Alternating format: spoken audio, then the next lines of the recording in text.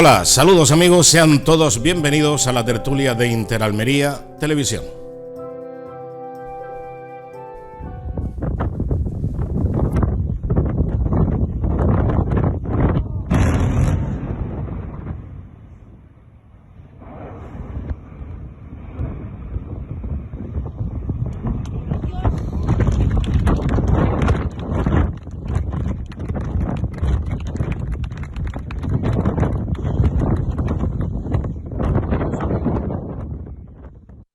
Ya ha caído.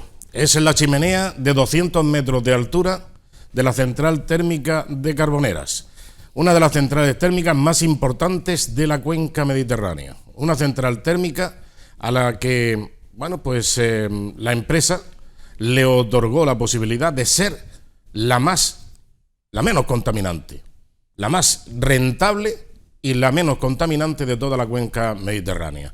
Se invirtieron casi 200 millones de euros en unos paneles y un sistema de retención de todo tipo de partículas y de gases contaminantes, y era la mejor tecnológicamente de toda la cuenca mediterránea, y el gobierno va y decide derribarla. Me escribe, me manda esas imágenes, y también me escribe el que fuera durante muchos años director de la central térmica de Carboneras, el ingeniero Rafael Tapia, que también ha sido contertulio en esta tertulia de Interalmería Televisión, y dice: qué error de concepto prescindir de esta central eléctrica. Es la consecuencia de que la energía haya pasado de ser un producto político, inevitable por lo que implicaría su falta, a ser un producto ideológico a causa del fanatismo de este gobierno, que ha considerado el carbón como un veneno que hay que erradicar a toda costa. Yo he tenido, dice, que ocuparme en su tiempo del abandono del carbón nacional, pero porque era muy caro de extraer, no porque fuera un veneno como se supone ahora. El carbón importado habría contribuido notablemente a reducir los altos precios de la electricidad que tenemos, como lo han hecho los países más progresistas y sensatos. Además, entre las centrales de carbón importado, la de Carboneras es la más interesante, porque tiene un gran puerto exclusivo que es como una prolongación del parque de Carbones de un calado de 18 metros, donde atracan barcos de hasta 150.000 toneladas métricas. Ese gran puerto, al que tengo especial cariño porque fue mi último gran proyecto como ingeniero, también desaparecerá en la práctica. Y para más INRI, en Carboneras se ha construido una gran desaladora para abastecer el campo de Níjar, porque la energía de la central y la evacuación de la salmuera, con el sistema de refrigeración, lo justificaban más que como cualquier otro emplazamiento. ¡Qué barbaridad! Se mire como se mire. Bueno, pues vamos a saludar ahora a nuestros contertulios. José Antonio, buen día, buenas noches. Buenas noches, Antonio. ¿Qué tal, cómo estamos? Pues nada, viendo el atentado contra nuestra soberanía energética que sigue haciendo el gobierno del Partido Socialista, parece que no va a tener fin. Una detrás de otra, y ahora nos toca aquí cerquita, en Carboneras. Como bien dice, una central térmica que podía haber abastecido muchos años más y bajando mucho la contaminación, como ya la tenía bajada, y a un precio asequible. Pero bueno, el fanatismo ecológico nos lleva, y el fanatismo de la Agenda 2030 nos lleva a estas cosas. Muy bien. Mar Esteban, buenas noches. Buenas noches. Bueno, pues hemos comenzado con un derribo. Vaya, ahora ya no sé qué voy a jugar con mis niños cuando vamos a Carboneras, porque jugábamos a ver quién veía primero la chimenea. Sí. La verdad es que me ha dado bastante tristeza porque, como yo vengo de allí, mi imagen de la entrada de Carboneras era, antes de entrar, veías la chimenea. Claro. ¿Entiendes? Mucha gente esa chimenea le echaba para atrás, decía, oye, es que es muy contaminante, oye, es que va a venir más turismo, sí. No sé yo si eso va a beneficiar a Carboneras. Yo creo que a veces cerrar la central térmica ha sido un gran problema a Carboneras, porque de tener la renta per cápita más alta de la provincia, no sé yo cómo estarán ahora. Ya. Antonio Pérez, muy buenas noches. Buenas noches. ¿Qué tal, cómo estás? Bien. Bien. Tranquilo. Antes de que se me olvide, enhorabuena, porque me han dicho que tuviste ayer un encuentro empresarial en Agua Dulce, en el Palacio de Congreso y Exposiciones de Agua Dulce. Sí. Y que lo organiza todo la gestoría Antonio Pérez. La asesoría dirigida por mi hijo, que es el que tuvo la idea y el que organiza todos estos encuentros. Esta es la sexta edición. Generalmente era uno anual, con el intervalo del COVID, que hubo dos secciones que no. y desde el primer momento suele tener éxito, basado más que nada en la calidad de los ponentes que suele llevar. Ajá.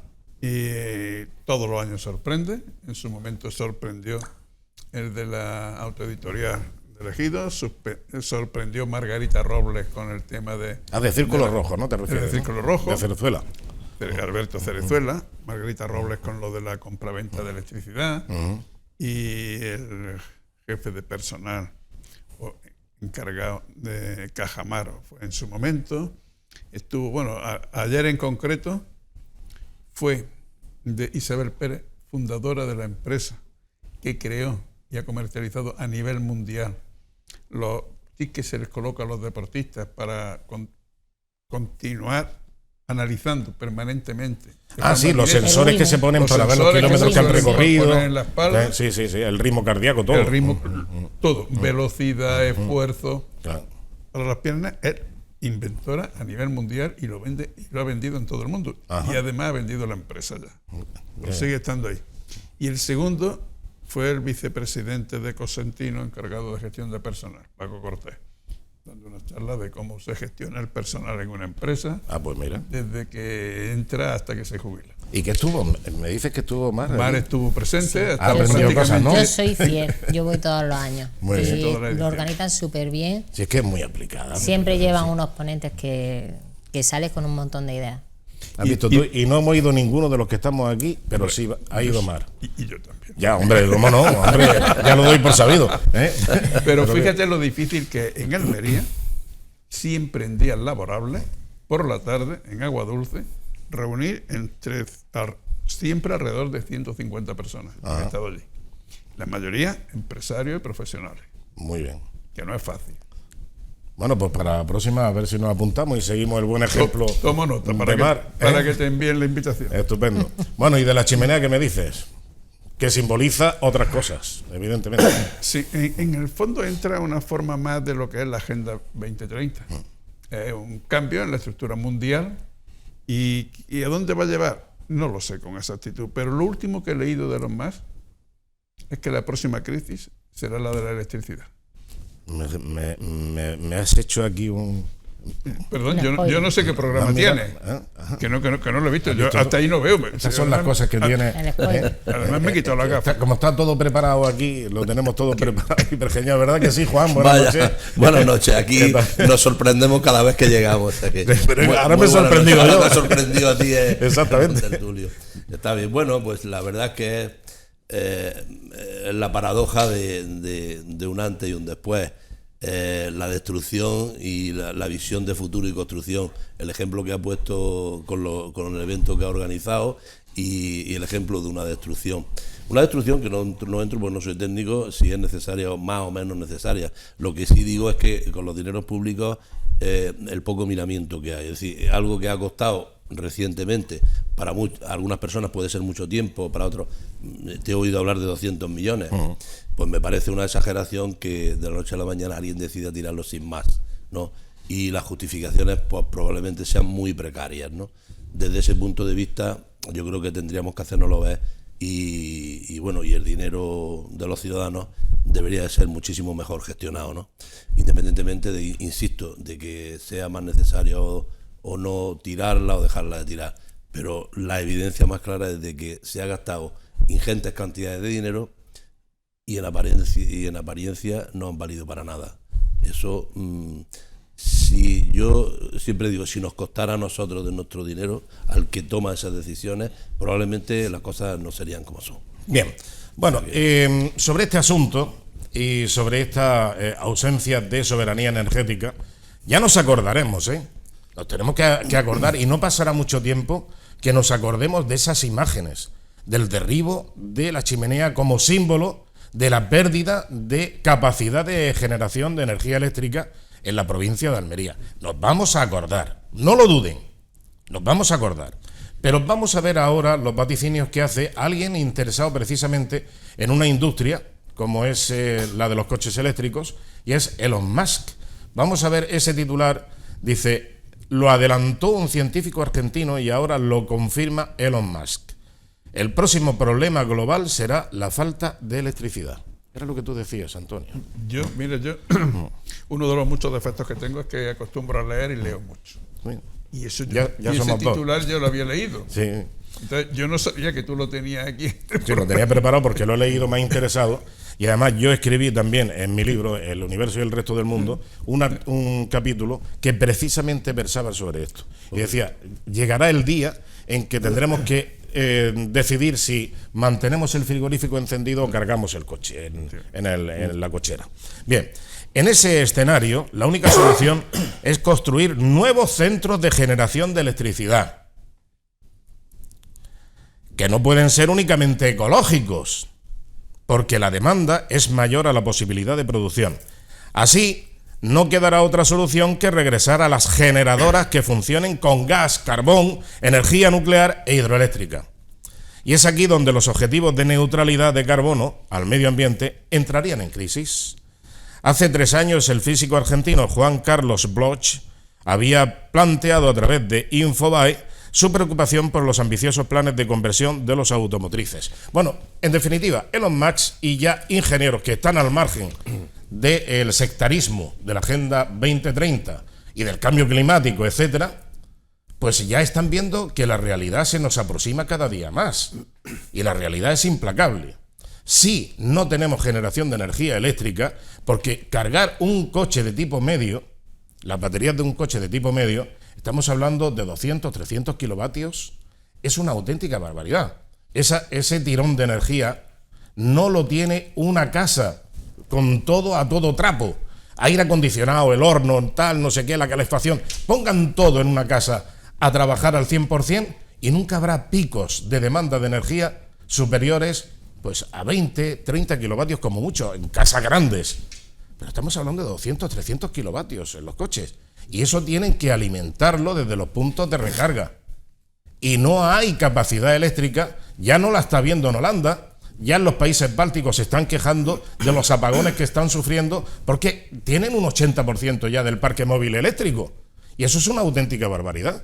Y no hay generación de energía eléctrica. Y lo que hemos visto de la central térmica de Carboneras, que por cierto hay algunos vídeos de algunos medios de comunicación que cuando ha caído la chimenea han aplaudido. ¡Qué bien! Ya el monstruo ha desaparecido. Y se alegran.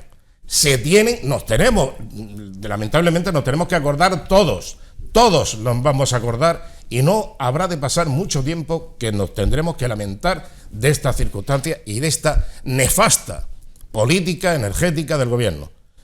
Pero en fin, Antonio, sí. Afortunadamente, los vehículos, los coches eléctricos no están teniendo el resultado que los políticos querían o creían que podían mantener. En la práctica no son tan útiles como se decía. Hay conductores a los que les viene muy bien un coche eléctrico, un taxista que tenga un punto de carga que le venga bien, pero todos los que vivimos en bloques de pisos, poner un punto de carga es complicado, no lo tenemos, y además los que usamos el coche generalmente para trayectos largos de viaje, pues no nos fiamos mucho de ir en un coche eléctrico. Y los que vamos a Agua Dulce y venimos, cuando se organicen colas en verano, tampoco sabemos si el coche eléctrico con el aire acondicionado puesto la batería va a aguantar o no. Sí, cada día va mejorando la tecnología. Hay marcas de reconocido prestigio a nivel internacional que están trabajando muy a fondo en el rendimiento de las baterías, en nuevos elementos químicos y metales que tienen mejor rendimiento para la batería. Sí, el coche eléctrico es una auténtica maravilla.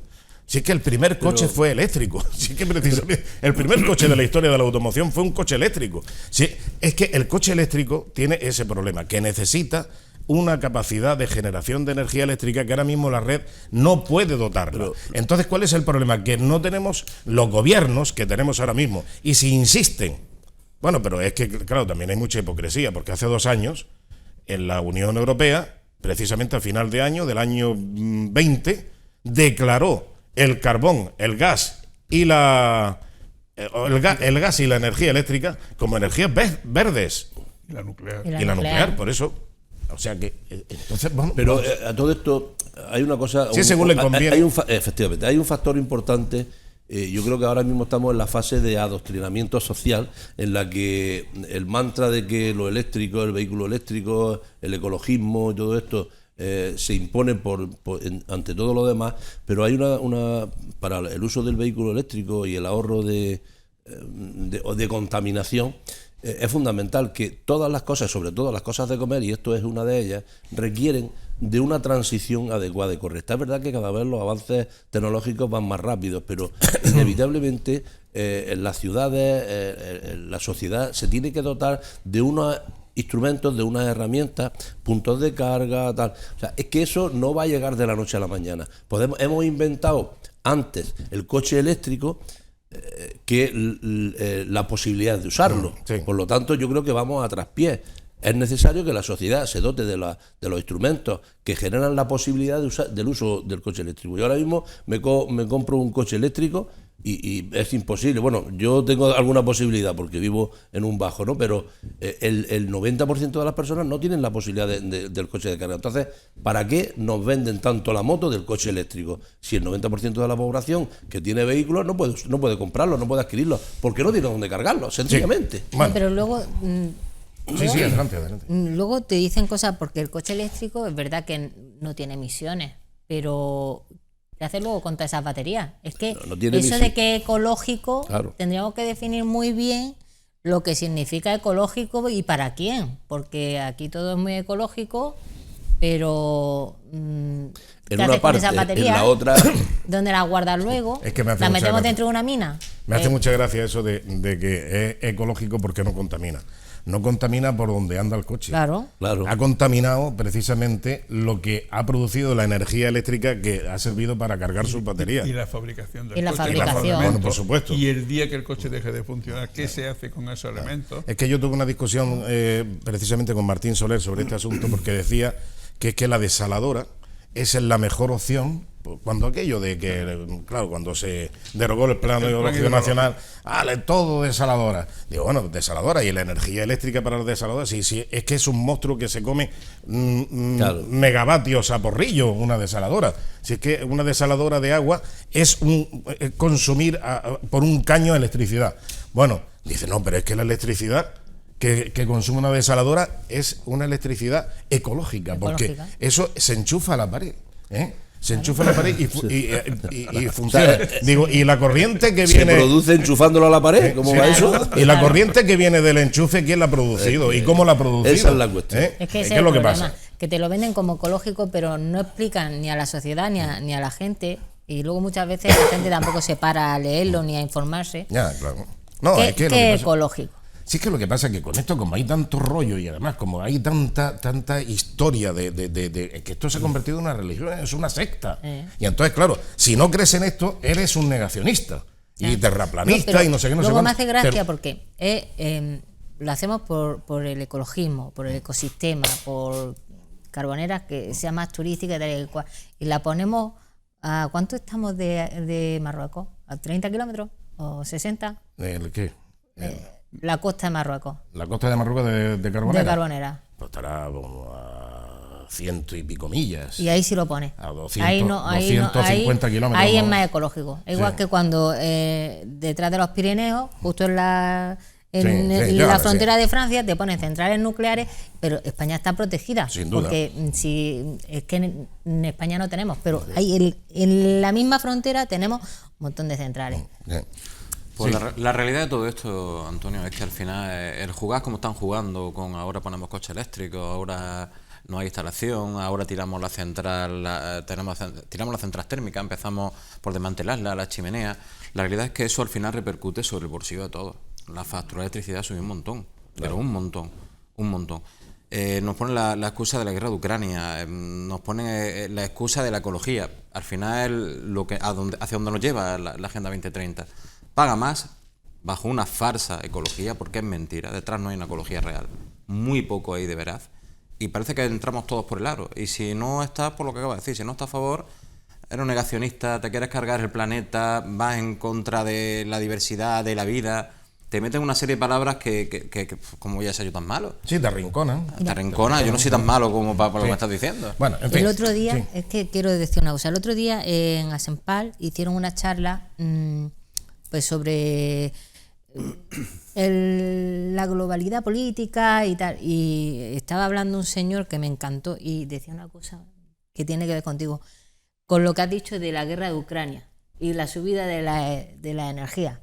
Hoy descubrí que la guerra de Ucrania a nosotros nos importa un pimiento, porque nosotros nunca le hemos comprado energía a Rusia. A los que le importa es a Alemania, a Polonia. España jamás ha traído energía rusa, siempre ha sido de la parte de Argelia, de gasoductos. Entonces, sí, lo que pasa es que nos cuentan el rollo de que es que es por culpa de la guerra de Ucrania, pero si nunca la has comprado. Claro, pero si tenemos un gobierno que se pelea con Marruecos y con Argelia, pues bueno, entonces te tienes que ir. Ahí sí podríamos hablar un día entero. Pues tienes que buscar. Yo todavía estoy digiriendo. Precisamente España. Que de eso también habló este señor. Todavía está digiriendo también lo del Sáhara Occidental. Claro, es que eso. Pero es que España, durante la guerra de Ucrania y la invasión rusa, pues resulta que es el país de toda Europa que mayores niveles de gas está comprando a Rusia. O sea, es que tiene pantalones la cosa. Cuando prohibieron comprarle a Rusia, el embargo. Claro. Es el país que más le compra. Pues España, el gobierno de España es el que más. Bueno, pero en fin. La alcaldesa de Almería, cuidado peligro, ha pedido un encuentro con este representante que yo digo que tiene perfecto encuadre en cualquier periodo del Cenozoico, el ministro Óscar Puente. Madre mía. Cuidado. Cuidado, porque este puede salir por...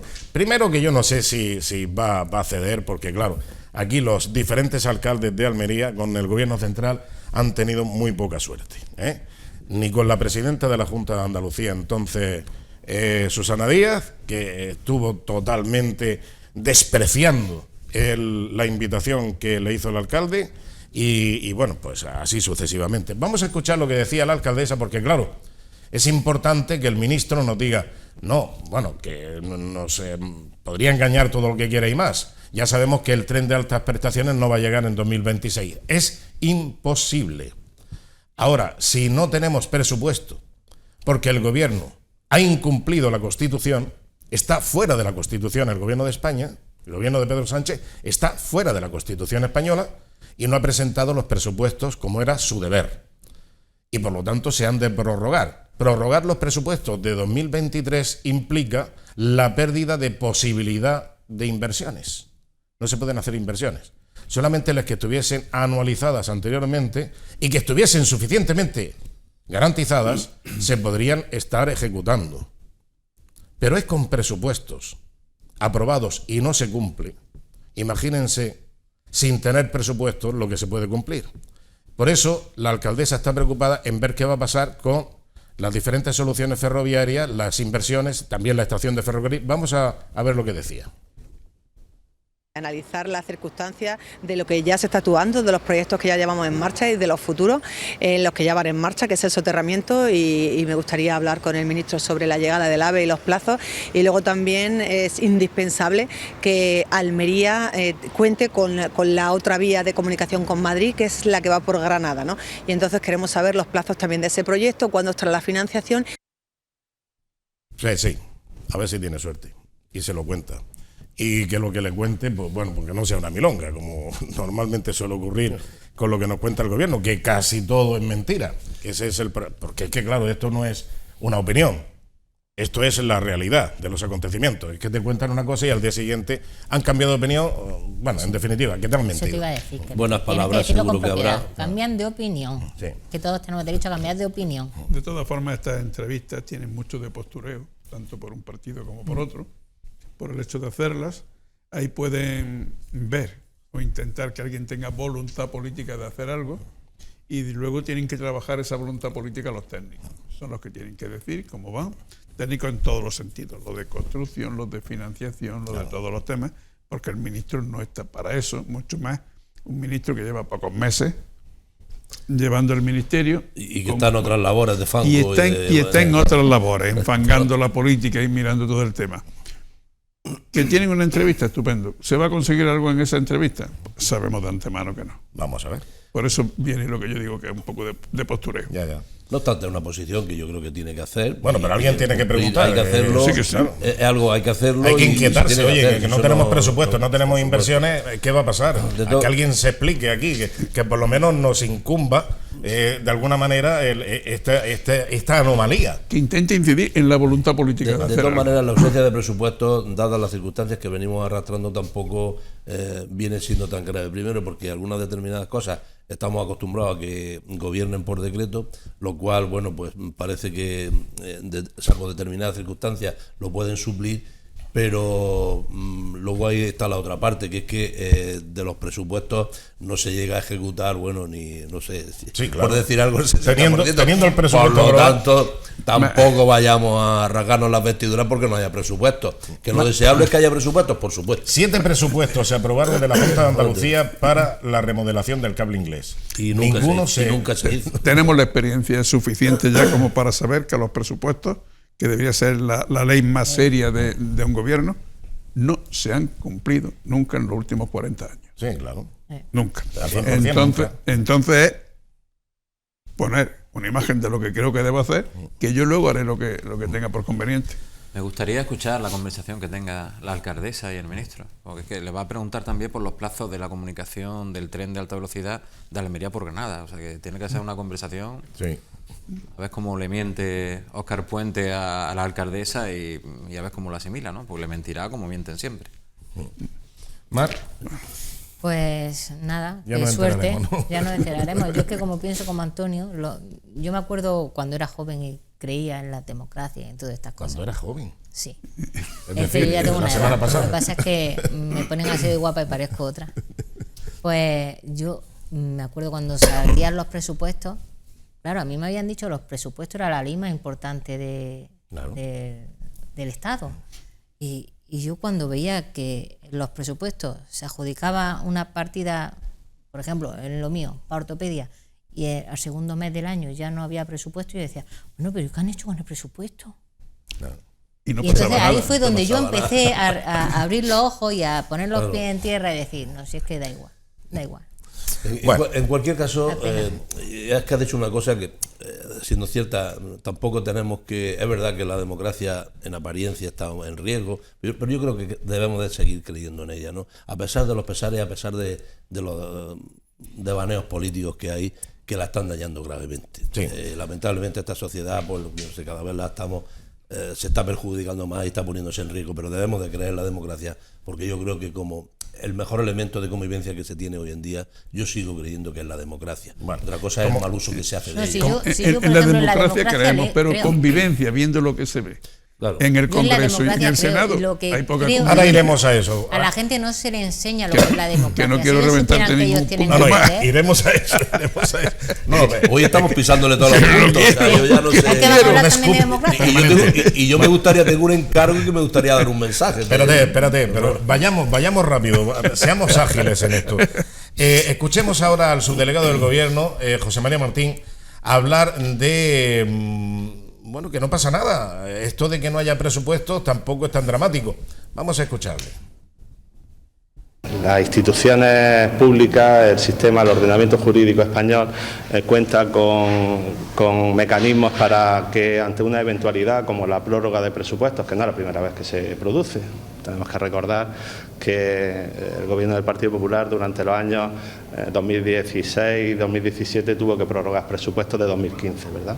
Y España siguió funcionando y se siguió trabajando igual que en otras circunstancias. En este caso en concreto, los presupuestos ya están prorrogados, no es que se vayan a prorrogar, es que están prorrogados por ley desde el 1 de enero de este año y se siguen las actuaciones, todos están viendo cómo se está trabajando, ¿verdad? Es decir, no es que haya habido ningún cambio distinto ni ninguna circunstancia distinta.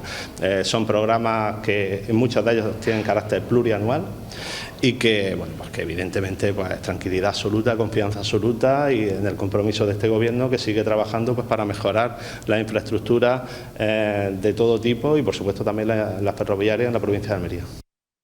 Nada, tranquilidad en las masas, que no pasa nada. Perdona, Juan, es que, vamos a ver, hay que decir las cosas como son. Parece mentira que un subdelegado del gobierno nos cuente esta historia, esta manipulación de la realidad. La realidad no es que se han prorrogado los presupuestos como otras tantas veces, no. Esta vez es diferente. Y parece mentira que el subdelegado de un gobierno lo acepte de esta manera y nos lo venda de esta manera. Nos está engañando vilmente. Vamos a ver, los presupuestos se prorrogan cuando no se aprueban. Otra cosa es que se prorrogue un presupuesto porque no se presenta. Le voy a recordar al subdelegado del gobierno el artículo 134 de la Constitución española. Punto número 1. Corresponde al gobierno la elaboración de los presupuestos generales del Estado y a las Cortes Generales su examen, enmienda y aprobación. Punto número 2. Los presupuestos generales del Estado tendrán carácter anual, incluirán la totalidad de los gastos e ingresos del sector público estatal y en ellos se consignará el importe de los beneficios fiscales que afecten a los tributos del Estado. Y punto número 3, importante, hay más, pero el punto número 13, y aquí me quedo. El gobierno deberá presentar ante el Congreso de los Diputados los presupuestos generales del Estado al menos 3 meses antes de la expiración de los del año anterior. Deberá. Es obligatorio. No es una recomendación, deberá de. No, deberá presentar. Es obligado y si no presenta los presupuestos, el gobierno está al margen de la Constitución española. ¿Estamos? Entonces que no diga, no es la primera vez, ya se han prorrogado muchos presupuestos, no es la primera vez que no se presenta un presupuesto y por lo tanto se ve obligado a prorrogar el anterior. Pero lo que ha hecho el gobierno es pasarse por donde, ya saben, la Constitución española y especialmente el artículo 134.1, 2, 3 y 4. Me parece que hay una diferencia. Para darle importancia y saber de qué estamos hablando. Los presupuestos tienen esencialmente 2 requisitos, que son limitativos en cuanto a los gastos. No se puede gastar nada que no esté en el presupuesto, ya, claro, salvo acuerdo, Consejo de Ministros con crédito extraordinario. Pero limitan la capacidad de gasto y son simplemente estimativos en cuanto a los ingresos. Esa es la base fundamental de un presupuesto. Cualquier alteración en gasto, gastar más de lo que se ha previsto, está prohibido. ¿Eso qué conlleva? Que hay que presentar unos presupuestos con cálculos efectivos, hay que saber qué número de funcionarios, de qué cuerpo cada uno, qué obras se van a hacer, el coste de esta obra, porque no se puede gastar más de lo que ponga el presupuesto porque limita el gasto. Eso no lo está respetando ningún gobierno en los últimos años, que yo sepa ninguno. Ya, pero entonces Antonio, eso le pierde fuerza. No, además de que, bueno, pero este gobierno está incumpliendo la ley por todas partes. Ya, bueno, que está obligado a presentar el proyecto de presupuesto, claro que sí. Que no lo presenta, le da lo mismo. Le da lo mismo, dice, Yo quería no, comentar y hay un punto... Sí. Bueno, yo quería comentar que me ha hecho gracia el punto 3 con lo de deberá, que yo creo que lo ponen en debería, porque no solo han incumplido eso. Yo recuerdo cuando estudiaba que los decretos ley era algo que se hacía el Consejo de Ministros para casos puntuales en los que hubiera un problema que hubiera que actuar rápidamente. Hoy en día estamos acostumbrados a que todos los jueves o los viernes tenemos ahí decretos de... Lo excepcional se ha convertido en ordinario. En ordinario. Hay una cosa que me ha llamado la atención, siendo cierto un poco lo que dice, tampoco hay que dramatizar, porque quizás porque nos hemos acostumbrado en exceso a que se prorroguen los presupuestos, pero me ha llamado la atención una cosa que no es una prórroga, es que no hay presupuesto que no lo ha presentado. Pero bueno, pues al no presentarlo se prorrogan los anteriores. Claro, Eso pero por una anomalía democrática. Efectivamente. Y constitucional. Pero ha señalado que ya creo que ha sido 15, 16, 16, 17 lo que ha dicho. 17, Qué casualidad que no ha señalado 18, 19. Ya. Es que es un detalle importante. Ya, claro, exactamente, sí. Cada uno... Según quien gobernaba, sí, José mira, Yo es creo, habilidad. Yo creo que la finalidad está clara, no presentar los presupuestos porque no los van a sacar adelante. Y si presenta unos presupuestos donde a sus socios de Esquerra Republicana y de Junts le especifica o les dice lo que te he prometido que te voy a dar, te lo doy o no te lo doy, se puede echar encima una gran parte de españoles o no. Yo creo que simplemente por eso no lo ha presentado. Pero no salían adelante porque se han convocado las elecciones catalanas. Claro. Y está claro que Esquerra Republicana y Junts no iban a votar lo mismo, estando compitiendo durante las elecciones. Y para aprobar los presupuestos tenían que votar los dos lo mismo.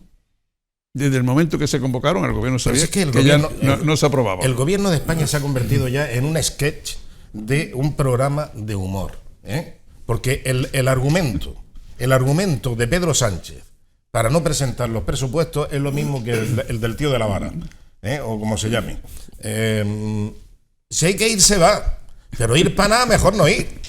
O sea, ya está. Como no me lo van a aprobar, pero bueno, ese es el problema que tienes de no gobernar en mayoría. Si tienes mayoría absoluta, presentas los presupuestos y los sacas. Ahora, si estás gobernando en minoría, con ciertos apoyos inestables, tienes que presentarlo y correr el riesgo de que no te lo aprueben y te lo echan para atrás. ¿Y qué es lo que haces? Prorrogarlo del año anterior. Pero lo que no puedes hacer es el incumplimiento constitucional de no presentar unos presupuestos. Simplemente decir, este año no hay presupuestos. Pero bueno, ¿qué artículo es ese? ¿El artículo 33? Bueno, vamos a ver lo que decía otro estadista. Porque es que ayer estuvo en la entrevista con Gillo López Antonio Ruano, concejal del Grupo Socialista Municipal, y que también habla en los mismos términos o parecidos del subdelegado del gobierno. Vamos a escuchar ese momento. Vamos a comparar un ayuntamiento de Almería con un gobierno de España. Cuando no lleva los presupuestos en vigor y no entran en vigor, rápidamente sale que no han tenido tiempo, que no se ha hecho, etcétera, etcétera, etcétera. Y se le critica al gobierno porque no tiene los presupuestos. Ahora que se anuncia que no vamos a tener presupuestos en el 24, que van a ser prorrogados del 23, ¿eso va a afectar a la provincia de Almería? ¿Va a afectar a la capital almeriense? Mire, no, y le voy a decir por qué. Cuando partimos del presupuesto del año 23, que era el presupuesto más inversor para la provincia de Almería, lo ideal es que haya un nuevo presupuesto en el año 24 con nueva actualidad de intereses en el país, ¿no? Pero en otros momentos se han prorrogado presupuestos nacionales y España no se ha roto, no ha pasado nada. Sobre todo en la provincia de Almería, que es lo que usted me pregunta, hemos tenido y tenemos actualmente en vigor un presupuesto que es el más inversor en la provincia de Almería y también, diría yo, en la ciudad de Almería. Porque tenemos asegurado el AVE, que es lo importante en la ciudad de Almería. Yo invito a cualquier persona que se acerque al barrio de Los Molinos, al entorno por ejemplo, del norte de la Cañada, donde ya están las obras. Es decir, es que es inminente, la Juárez, es decir, es inminente que ya el AVE lo estamos viendo. Y por supuesto, esos presupuestos que aún tenemos vigentes, que parece ser que se prorrogarán en este año 24, aseguran la inversión del AVE para que pueda ser finalizada esa obra en la ciudad de Almería. Si es que parece mentira, si es que no puedes. Yo fíjate que le daría la razón. Pero, Yo fíjate que le daría la razón. Pero si es que no se puede. Yo casi que no sé cómo está la situación porque. Pero vamos a ver, dice otra vez. Pero dice con otra vez que lo se gastara el presupuesto. Sí. Y es que yo para la ciudad de Almería casi que me conformaría con que se gastara el presupuesto de 2023. Si es que es un desastre de desconocimiento y al mismo tiempo de manipulación de la realidad. Vamos a ver, no se puede decir, como otras veces, no, vamos a ver, que, insisto, que aquí no se prorroga un presupuesto porque no se ha aprobado el presupuesto. Es que simplemente no se ha presentado. No hay presupuesto presentado. El gobierno ha despreciado que este año, 2024, tengamos los españoles presupuestos. Así como suena. Entonces, que no nos venda la historia de que hombre, que no se rompe España porque no haya presupuesto, se prorrogan y ya está. Que no es eso. Y por otro lado, significar que aquí lo que no se puede hacer ahora es el capítulo de inversiones. Que lo que haya ya anualizado anteriormente es lo único que se puede gastar. Y ojo, con una particularidad. Eso es lo que se ha gastado. Lo que se tiene que gastar ahora, que venga de otras anualidades programado, eso viene de Europa. Y ahora con la corrupción sistémica del Partido Socialista, del partido de Antonio Ruano, una corrupción sistémica y además continuada, pues vamos a tener un problema adicional. Es que estamos bajo el microscopio de Europa. Europa nos está observando para ver qué estamos haciendo con los presupuestos, con las inversiones finalistas. O sea, que no se pueden ir para otra cosa, que no se las puede llevar Koldo, ni Ábalos, ni pueden servir para que la señora del presidente del gobierno, doña Begoña, haga contactos empresariales y posteriormente lleguen abultadas subvenciones a esas empresas, etcétera, etcétera, etcétera. Que todo eso lo ve Europa y puede decir, hasta aquí hemos llegado. Y de las anualidades habladas, pues nos quedamos sin ellas. ¿Que puede ser o no, pues, Antonio? Claro que puede ser, pero es que además nos quieren convencer de que el que no haya presupuesto es bueno. Sí. Ya empezó la ministra de Hacienda diciendo que, hombre, que no habiendo presupuesto del 2024, tenían más tiempo para preparar bien los del 2025. Pues no sé por qué, tendrán más tiempo para preparar los del 2030. Que se lo tomen con calma. En fin, tenemos que ir a publicidad rápidamente. Por esa línea. ¿Algún comentario muy rápidamente antes de publicidad? Por esa regla. Lo mismo, estoy de acuerdo con todo lo que decís vosotros. Es decir, el presupuesto, para mí la finalidad no lo presentan, se lo van a tumbar. Este gobierno Frankenstein debería de haber caído ya, ni siquiera tener que haber nacido, y no lo presentan por eso. Que sea bueno o malo para Almería, es malo, evidentemente, malísimo. No se adapta a la realidad ni a las nuevas inversiones. Claro. Muy bien. Bueno, vamos a hacer un breve paréntesis para la publicidad, enseguida volvemos con unos, digamos, momentos estelares que nos dan la impresión de que estamos dejando un país precioso. Lo estamos dejando, vamos, para ponerle una guinda. Enseguida volvemos. Hasta ahora.